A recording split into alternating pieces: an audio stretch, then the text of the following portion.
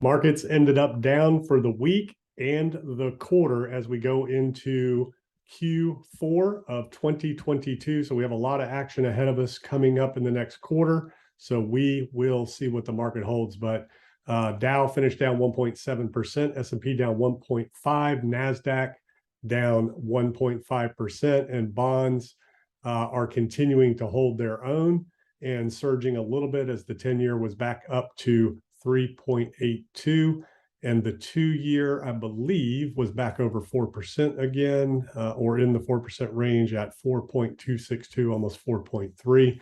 So that obviously is not good for risk assets overall. So let's take a look at the charts here as we have been talking about the last couple of days. This is Bitcoin continuing to wrestle with the 2017 high and nearing the end of this trend where we could see, sideways consolidation if it can hold this level, or potentially where it starts to break down from here, especially following the markets. And now we see that the Dow Jones is clearly broken the 2016 or the June 16th lows and has now broken the 2020 pandemic high, again, which was a very overinflated high to begin with.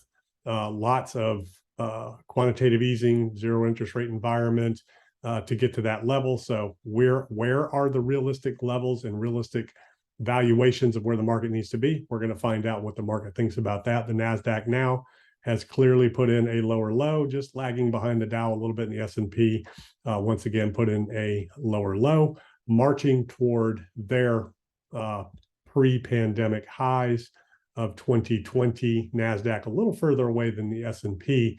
So the real question is, where is this going to end up, and how long is this decline going to continue? And again, right now, all the reports are inflation is still strong. That one of the Fed's inflation markers today came out hot. It's their most preferred inflation gauge that accelerated more than expected in August. Then we had good, strong employment data this week. And then we had the Fed talking heads out this week saying we're going to keep at it with inflation. We are not backing down. We're not going to pivot. When the Bank of England, well, they didn't pivot, but they rescued their pension funds. That sent a little message to the markets that maybe the Fed might be thinking about pivoting. And the Fed said clearly this week, we are not going to pivot no time soon. So get that out of your mind. And markets, you need to continue to reprice. Housing market, you need to continue to correct. And we're seeing that. We're seeing the housing market correct. And we are seeing stock markets continue to reprice. And right now, Bitcoin's kind of holding its own in this area, kind of working its way through just like it did here, here, and here. So just patiently awaiting the next leg down and to test those 17,500 lows that we put back in June. And Bitcoin's been lagging the market here on these moves, just like the S&P and NASDAQ lagged behind the Dow setting new lows. And as you know, my contention has been since June that was not the lows, that we haven't seen real panic, real capitulation yet. And we still have a bit of a ways to go.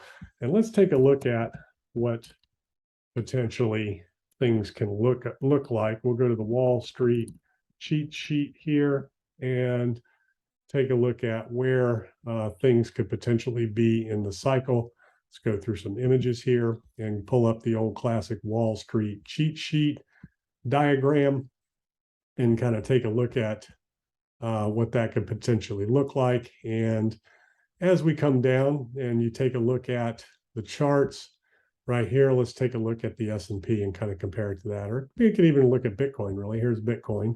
And if you look at these areas here and you look at the markets and kind of compare that to the S&P, you can kind of see on the Wall Street cheat sheet where this complacency, that was kind of our bear market rally.